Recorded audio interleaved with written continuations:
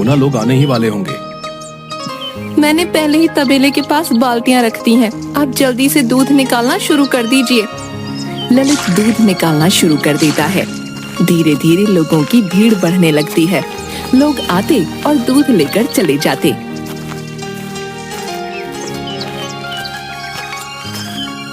एक बूढ़ा आदमी आता है। बेटी, थोड़ा आज ज्यादा दूध मिल जाएगा क्या? चाचा जी, इतना ही बचा है। मुझे लगता है बेटा, तुम्हें कुछ और गाय खरीद लेनी चाहिए। इससे कोई भी खाली हाथ नहीं लौटेगा। आप ठीक कह रहे हैं चाचा जी। माफ करिए, आज दूध खत्म हो चुका है। जिन जिन के लिए भी दूध नहीं बचा वो सब शाम को आना। आज फिर से दूध खत्म हो गया। समझ नहीं आता कितनी जल्दी आऊं।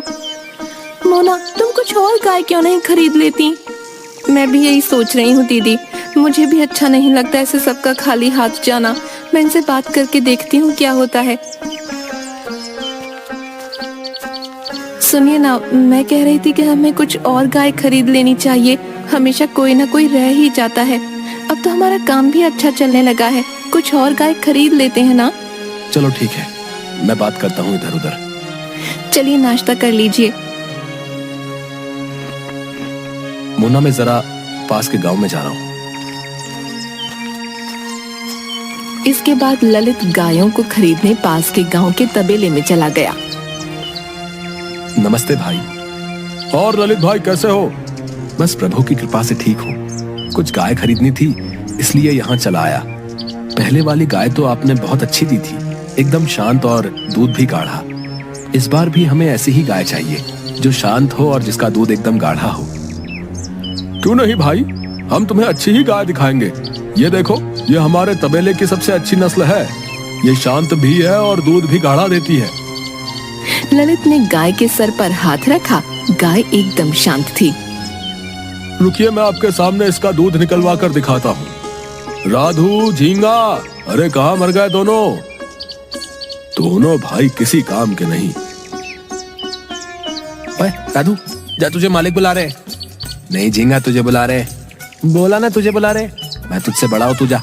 तू सिर्फ मुझसे 1 मिनट बड़ा है, समझा? ज्यादा धौंस मत जमा। तेरे से पहले अगर मैं आ जाता तो आज मैं बड़ा होता, समझा? क्या रे, तुम दोनों काम चोरों को जरा काम के लिए क्या बोलो तो तुम्हें मौत आ जाती है। जा राधू, दूध निकाल उस गाय का। और झींगा, तुम तबेले की सफाई करो। मालिक, उससे तो आपने दूध निकालने का काम दिया और मुझे सफाई का काम दे रहे। तू चिंता मत कर, उसके बाद वो भैंसों को नहलाएगा। खुश? झींगा, तू तो गया।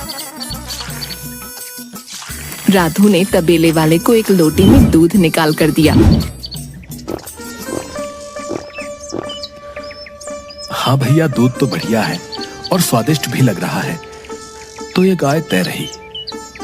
ले बिरजू, जरा तू भी चखियो। हाँ मालिक, ये तो वाकई बढ़िया है। इसके बाद ललित और बिरजू दोनों घर जाने लगे। रास्ते में अचानक मौसम खराब हो गया। ललित और बिरजू गाय और उसके बछड़े को लेकर भागने लगे। घर के करीब पहुंचकर, बिरजू, तू गाय और बछड़े को तबेले में बांध दे। ठीक है मालिक। मालिक, हाँ मालिक, बछड़ा नहीं मिल रहा है। ये क्या बोल रहे हो? बछड़ा कहाँ गया? मालिक, लगता है आते वक्त तूफान में वो मेरे हाथ से छूट गया। मोना, तुम इनको देखो, मैं उसको लेकर आता हूँ। सुनिए जी, मौसम धीरे धीरे खराब हो रहा है, आप मत जाइए। तुम कैसी बात कर रही हो? वो गाय मेरे भरोसे आई है और मैं उसके बच्चे को मरने के लिए छोड़ दूं? आज बिरजू को भी लेके जाइए। अगर हम दोनों चले गए तो तुम्हारे ऊपर सारा काम आ जाएगा। तुम परेशान मत हो, मैं उसे जल्दी लेकर आ जाऊंगा। इसके बाद ललित बछड़े को ढूंढने चला गया। वो उसी रास्ते पर चलने लगा जहाँ से वो आया था। कुछ दूरी पर उसे गाय की आवाज आने लगी। ललित तुरंत उस आवाज का पीछा करने लगा। वो देखता है कि एक गाय और उसके सामने उसका बछड़ा उसी की ओर आ रहे हैं। ललित बछड़े को देखते ही खुश हो गया। ललित ने जैसे ही बछड़े को पकड़ा और जाने लगा, वैसे ही वो गाय रुक गई। ललित को थोड़ा अजीब लगा। लगता है तुम भी इस बछड़े की तरह यहाँ खो गई हो। चलो मेरे साथ चलो। ललित दोनों को लेकर घर आ गया। ये क्या जी, आप तो बछड़ा लाने गए थे, ये गाय भी साथ में ले आए? जब मैं जंगल गया तो मैंने देखा कि ये गाय हमारे बछड़े के साथ मेरी तरफ आ रही है। इस गाय ने हमारे बछड़े की सुरक्षा की है, तो इसकी सुरक्षा करना भी मेरा दायित्व बनता है। मैं कल ही कोतवाल के पास जाकर इस गाय के बारे में बता दूंगा। किसी की होगी तो लेने आ जाएगा।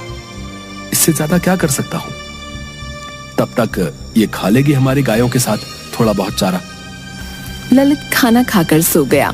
अगले दिन बिरजू, जल्दी आ। मोना, बटिया रखवा दी? हाँ, रखवा दी है। ललित और बिरजू दोनों गाय से दूध निकालने लग गए। भैया वो देखिए, वो बछड़ा उस गाय के पास चला गया। रहने दे, कोई बात नहीं। जब दूध नहीं मिलेगा वहां तो खुद ही आ जाएगी। बच्चा है ना, भूख लगी होगी। अच्छा सुन, इसके बाद तू उसे उसकी माँ के पास थोड़ी देर छोड़ दियो, थोड़ा पेट भर जाएगा उसका। ललित और बिरजू दोनों ने गाय का दूध निकाला। आज कितना चाहिए? बेटी 1 किलो दे दो। बहुत दिन हो गए गाजर का हलवा खाए हुए। तुम्हारी चाची ने कहा है कि अगर खाना है तो दूध लेकर आना पड़ेगा। हाँ चाचा जी, आज आपको गाजर का हलवा खाने को जरूर मिलेगा, क्योंकि हम एक और गाय जो लेकर आ गए हैं। बढ़िया, अब कोई खाली हाथ नहीं जाएगा। दोनों हंसने लगे। सब चले गए। भैया अब हम जाए? ठीक है, तुम जाओ। हे भगवान, शायद वो इस बच्चे को बांधना भूल गया।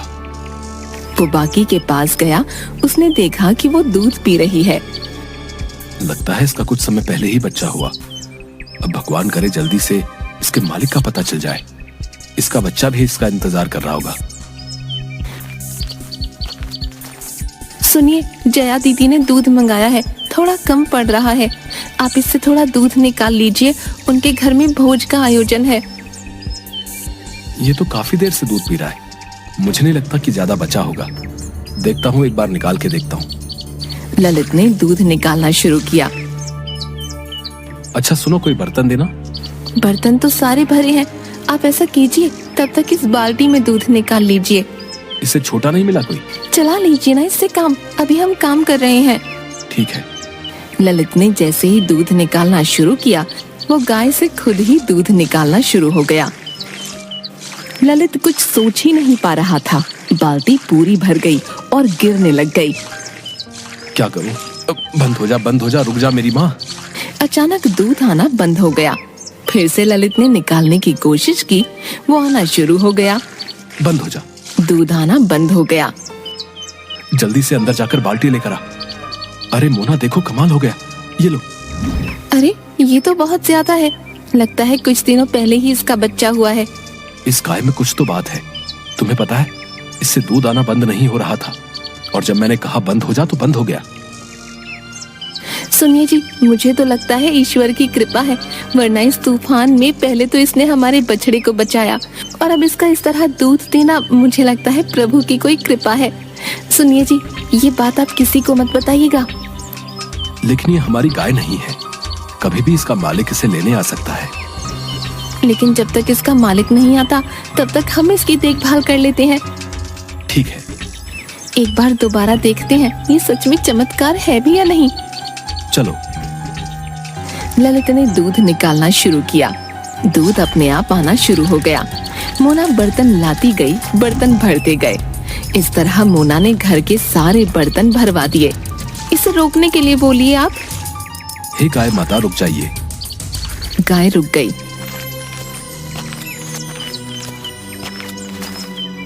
आपके लिए रोटी लाया हूँ, आप ये खा लो। लगता है बड़ी समझदार है। सुनिए जी, क्यों ना हम आसपास के गांव में अपनी कुछ शाखाएं खोल लें। अब दूर दूर के गांव वाले तो हमारे घर तक नहीं आ सकते ना, तो हम उनके पास चले जाते हैं। और वैसे भी इतने दिन हो गए हैं, अभी तक कोई उस गाय को लेने नहीं आया।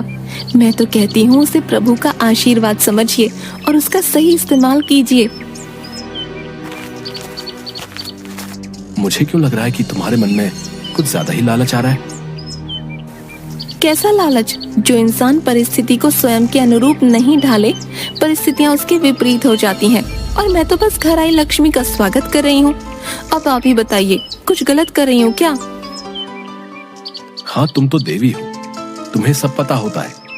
लक्ष्मी माता का उठना बैठना जो है तुम्हारे साथ, क्यों? आपको तो कुछ नहीं पता। इसके बाद ललित जगह जगह अपनी दूध की दुकान खोलनी शुरू कर देता है और देखते ही देखते ललित का काम चलने लगता है। ललित एक बड़ा घर बना लेता है।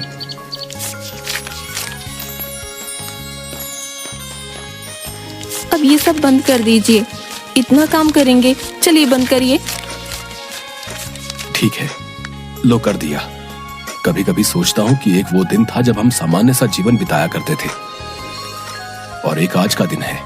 सब प्रभु की कृपा है। मैंने तो कहा ही था आपसे, देखिए जिसे आप लालच कह रहे थे आखिरकार समझदारी निकली ना। सही कहा तुमने। अगर उस दिन वो गाय हमें नहीं मिलती तो आज भी हम वही सब कर रहे होते।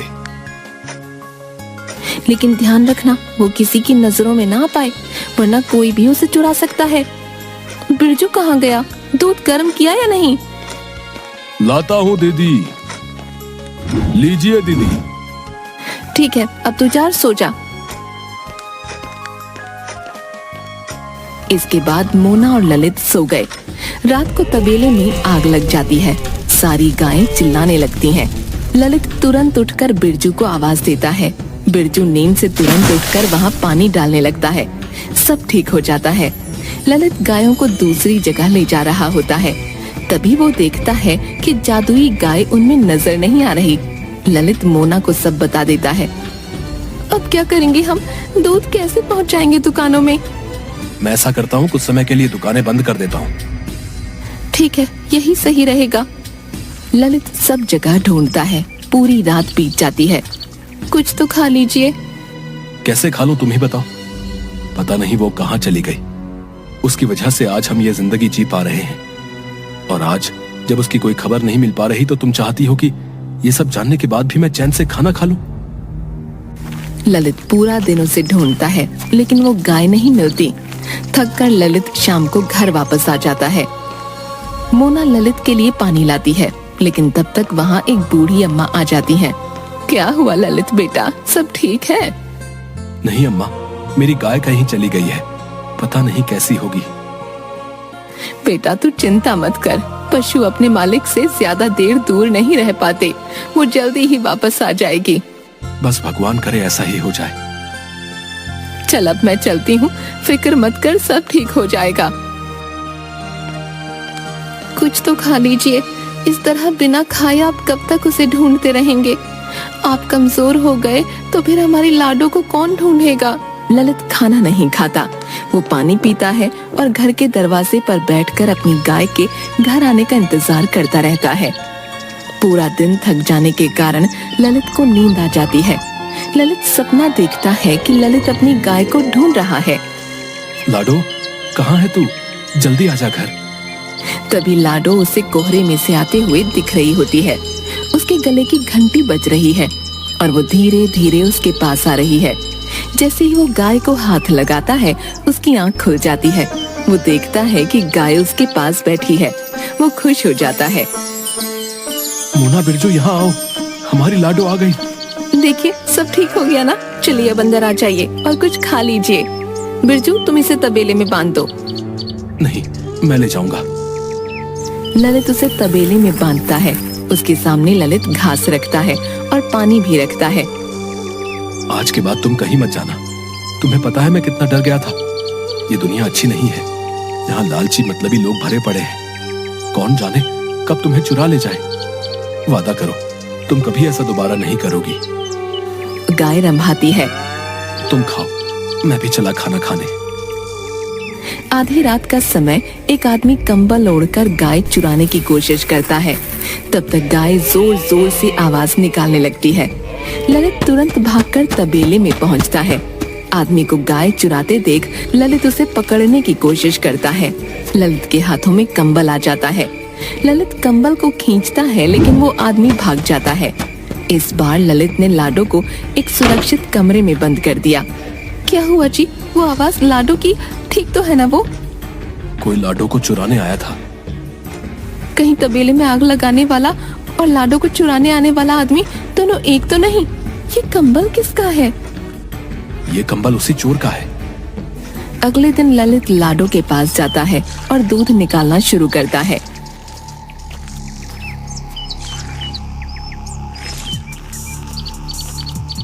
बिरजू सुनो, आज तुम लाडो को जंगल चराने ले जाना। ठीक है मालिक। वैसे तुम कल कहाँ थे बिरजू? कब मालिक? जब रात को जोर जोर से तबेले से आवाजें आ रही थी। कौन सी आवाज मालिक? मैंने तो कोई आवाज नहीं सुनी। लगता है मैं गहरी नींद में रहा हूंगा उस वक्त। ललित बिरजू के पीछे जाता है और गले में जो माला थी उसे निकालने को कहता है। तो ये बताओ बिरजू, ये धागा तुम्हारी माला के हुक में कैसे आ गया? मालिक, कपड़े निकालते वक्त कई बार मेरे इस माला के हुक में कपड़े फंस जाते हैं। शायद इसी तरह ये धागा भी फंस गया होगा। ठीक है। ललित अंदर गया और वो कंबल लाया। तुम्हें ये कंबल और ये धागा दोनों एक जैसा ही नहीं लगता? और सिर्फ इस कोने में धागा खींचा हुआ भी है, और इस धागे का रंग भी इस कपड़े के जैसा ही है। ये कोई इत्तेफाक तो नहीं लगता? मालिक, माफ कर दीजिए, ये सब मैंने मजबूरी में आकर किया है। कैसी मजबूरी? मालिक, मैंने कुछ लोगों से कर्ज लिया था। अपनी बहन की शादी के लिए कर्ज ना चुका पाने की वजह से उन्होंने मुझे मारने की धमकियां दी। मैंने उस दिन आपको और दीदी को बात करते सुन लिया था।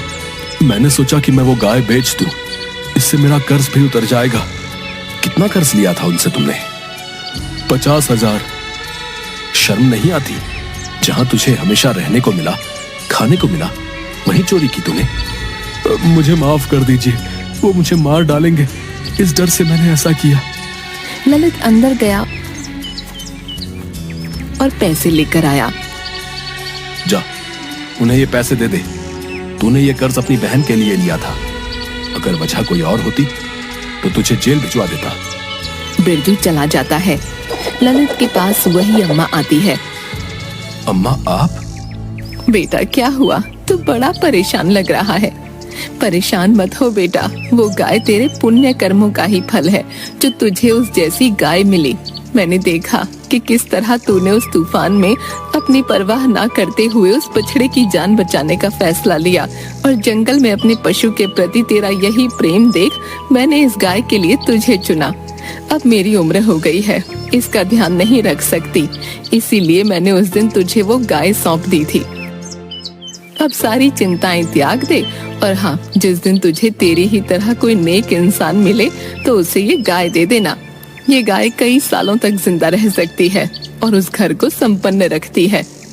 धन्यवाद अम्मा, मेरी जिंदगी में इतनी खुशियां भर देने के लिए। अब ललित समझ गया कि ये अम्मा मेरी मदद करने को आई थी। उसके बाद ललित ने अपने तबेले में कई बेरोजगारों को रोजगार दिया और एक नेक इंसान की तलाश में भी लग गया।